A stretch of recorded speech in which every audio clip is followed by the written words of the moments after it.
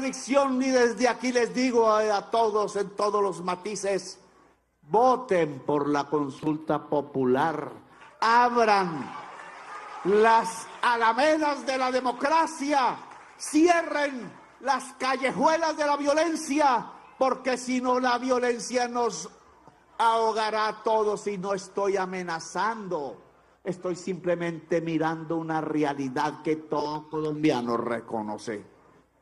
Si abrimos la democracia, habrá paz en Colombia y habrá un país enorme y bello, y podrá solucionar hasta su peor problema. Y el Senado hoy tiene la llave, y no estoy implorando porque sé qué pasará si no lo hace. Pero sí le solicito como patriota y como jefe del Estado: no le dé la espalda a su pueblo, reconcíliese con su pueblo, porque la razón de ser de un representante en el Congreso de Colombia es obedecer al pueblo, no a la mafia, no al jefe del partido, no a la codicia, al pueblo. Y esta vez tienen una oportunidad de oro, que es reconciliarse con el alma popular, recordar a Rafael Uribe y otros. La consulta popular es para que la gente vote por sus derechos, los más simples. Y este 1 de mayo entonces lo vamos a demostrar. Este 1 de mayo tenemos que salir a mostrar si es verdad que el pueblo de Colombia quiere la consulta popular, como dicen las encuestas. En el proyecto de ley, que el día termine a las 6 de la tarde. Oiga, qué cosa tan terrible y revolucionaria y radical ha planteado Petro. Y no es que el día no termina a las 6. Los bestias fueron los que dijeron que en Colombia el día terminaba a las 10 de la noche. Bestias, esclavistas. No les gusta que les diga. Pero lo que estamos preguntando al pueblo es tan simple y de perogrullo que da pena preguntarlo. ¿Cómo es que nos toca hacer esas preguntas? Porque no se aceptan en las leyes. Porque la codicia es tan grande en Colombia y tan sanguinaria que quiere convertir a cada trabajador joven y viejo del campo y de la ciudad en un esclavo. Indigno. Pues sí, señores, vamos a votar que el día termina a las 6. Porque si termina a las 6, todo aquel o aquella que trabaje después se le paga el doble por hora. Y esto no es radical, esto existe hasta en los Estados Unidos, en Wall Street, y en París, en los Champs-Élysées, y en Londres, y en Berlín, tan hermosa que es. Existe en el mundo, solo que aquí nos tienen como parias, aquí nos tienen como la estirpe olvidada sobre la cual se puede lanzar latigazos, robar y matar.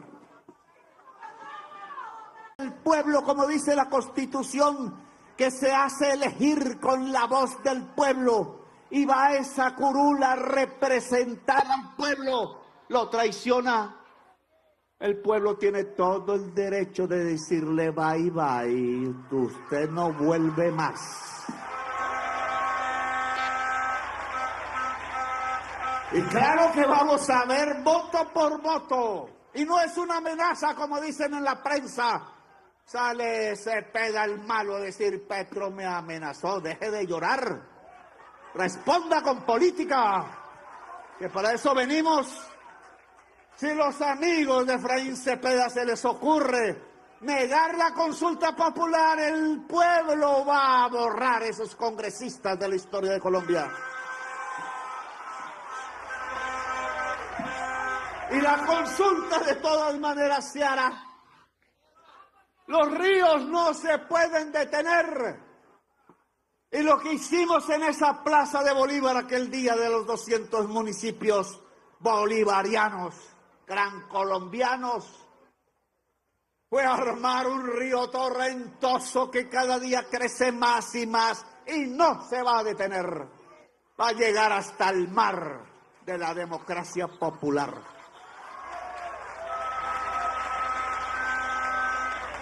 Y esa es la importancia de la consulta.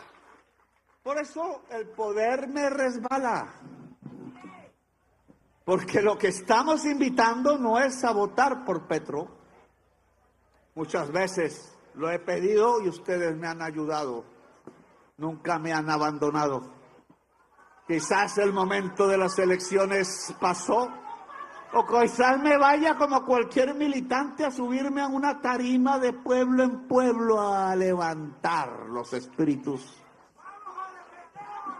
Porque no nos vamos a dejar derrotar. Pero lo que estamos invitando aquí es a la esencia de este discurso largo y de lo que vamos a hacer en adelante, es que el pueblo va a votar por el pueblo. Por primera vez, algunas veces lo ha hecho.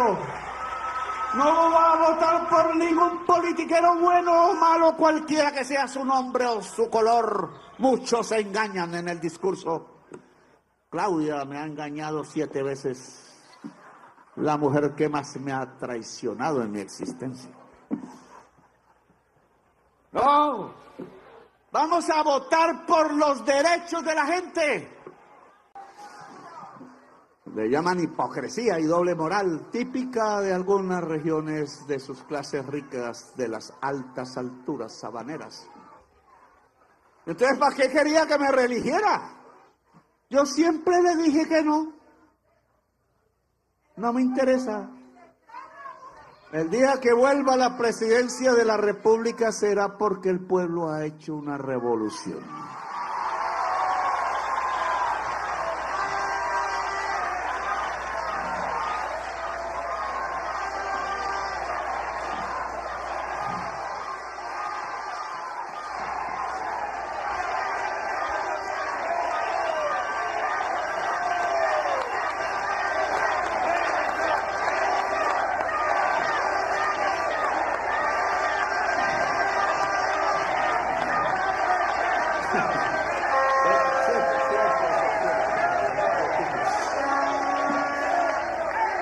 Presidente es su jefe.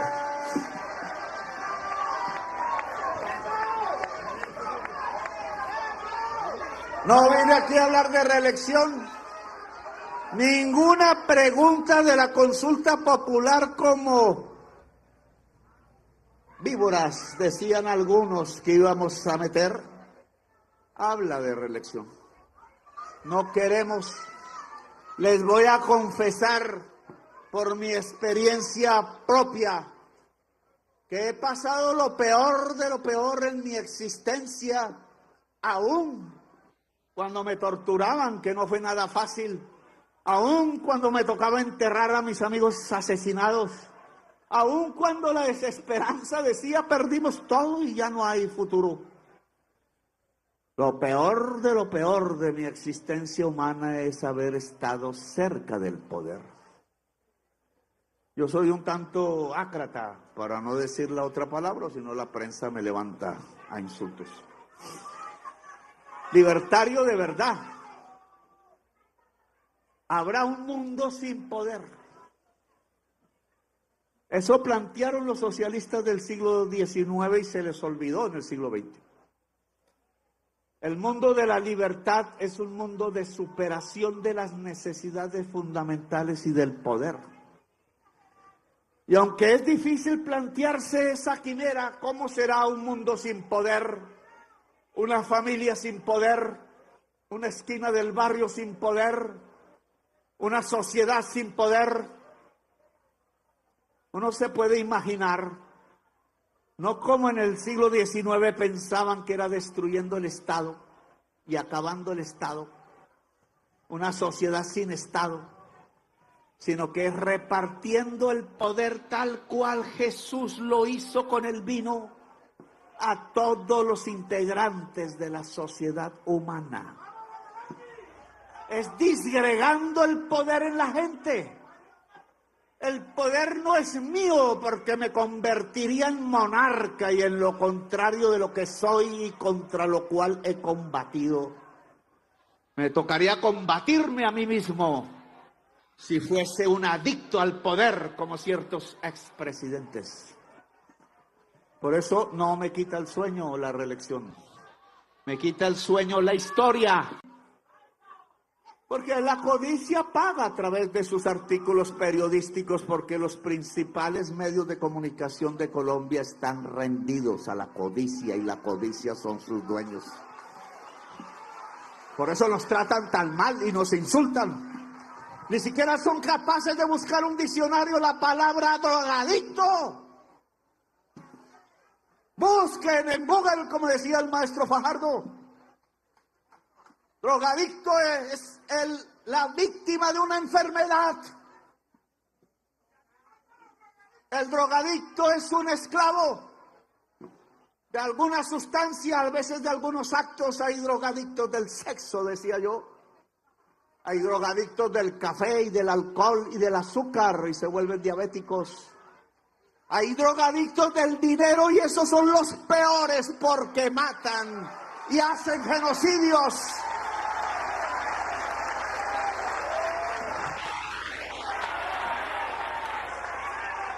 Y hay drogadictos de la cocaína y de no sé qué más. La peor droga es el dinero, la codicia mata más en el mundo que cualquier otro y después le sigue el alcohol. Pero que este señor venga a decirle a un revolucionario que es drogadicto es porque no entendió ni jota de la vida.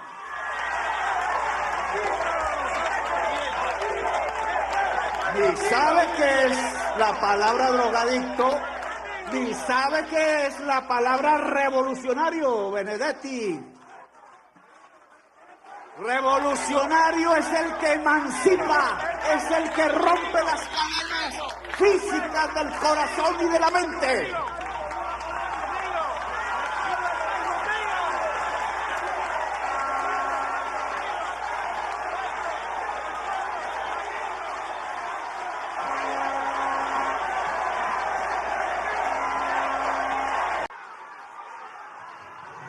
¿Cómo aplaudir eso?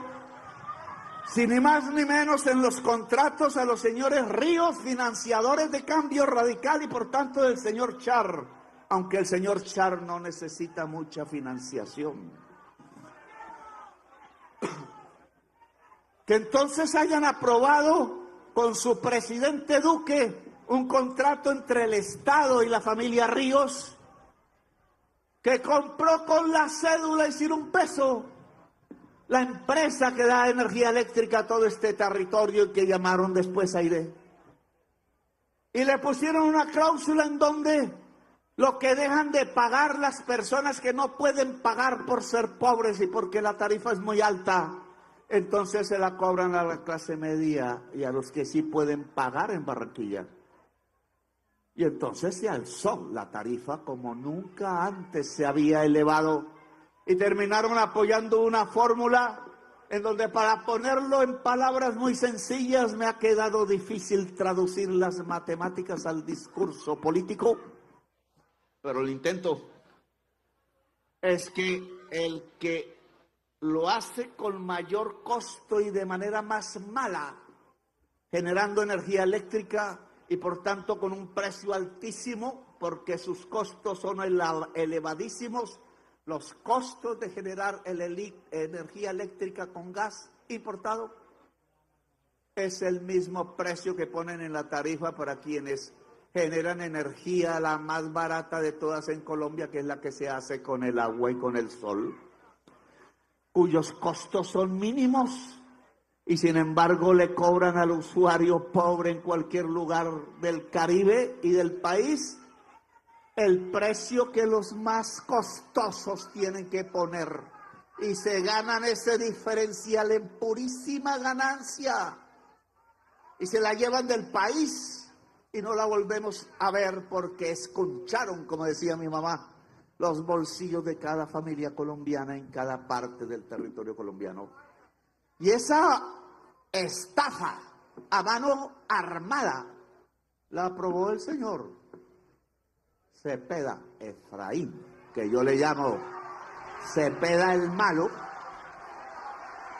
porque hay un Cepeda el bueno, que es el senador Iván Cepeda, que no se puede confundir. Paladín. ¿Ahora qué hacemos?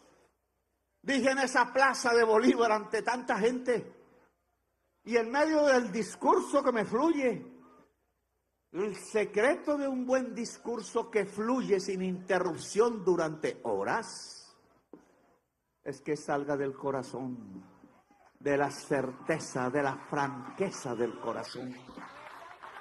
Yo no miento. Si alguna mentira tuviera que decir por alguna razón justificada, prefiero callarme. No soy infalible, obvio, me equivoco. Me equivocó cuando llevé a ese señor Alejandro Gaviria a ser ministro de Educación. ¡Qué error tan terrible el que cometí! Tengo que pedir perdón ante ustedes.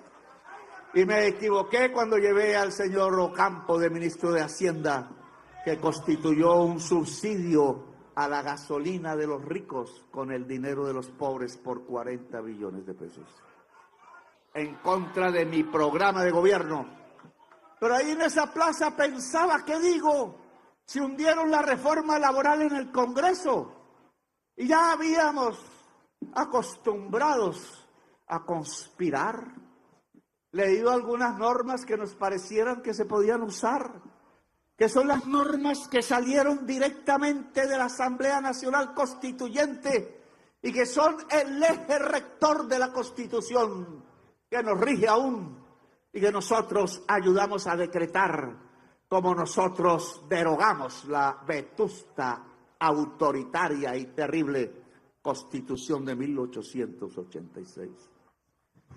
No pudo ninguna generación liberal hacerlo durante un siglo.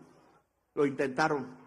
Estamos, y esa debe ser una de las herencias que deja esta Colombia gobernada por el cambio, y es que jamás un pobre debe venderse. Pobre que se venda está colgando la soga al cuello.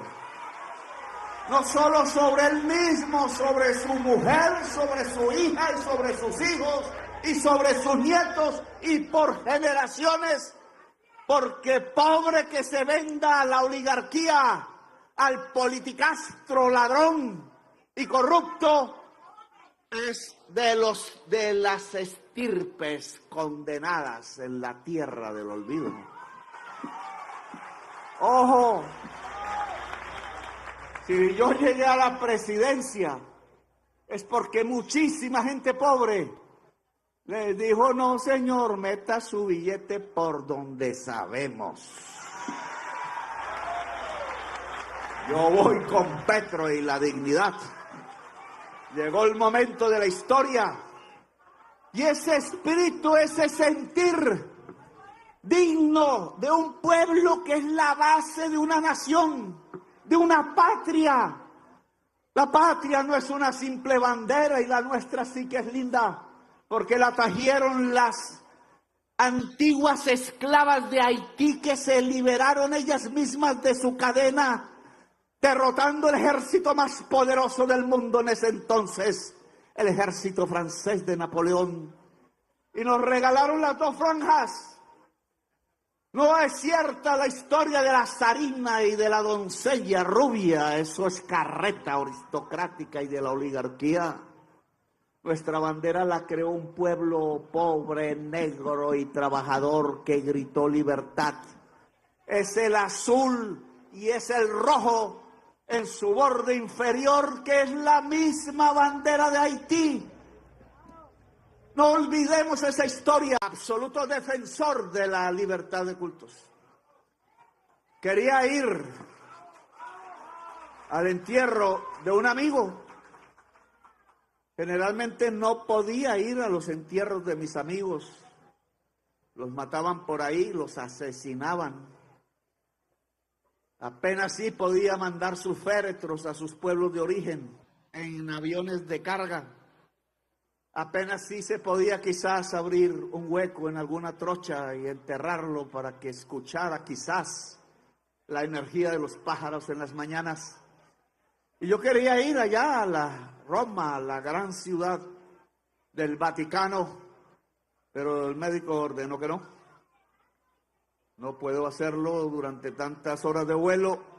He enterrado en mi corazón el hombre físico que tantas veces me abrazó, que supo con mucha valentía apoyarme en medio de la campaña electoral cuando tanta suspicacia iba a levantar de una extrema derecha que reclama el catolicismo, pero que en sus acciones diarias de muerte no es más sino una burla de él. Y no puedo más que enterrarlo y hacer lo que todo ser vivo cuando un hermano muere, un compañero Francisco, debe hacer, que es tratar de hacer que sus ideas, sus palabras, su laudato si, se vuelva realidad en el planeta entero. No hay mejor homenaje que ese. Lo demás puede ser televisión, puede ser ornato, respetable de todas maneras, pero el corazón de los colombianos y las colombianas llora aún sin ir a Roma.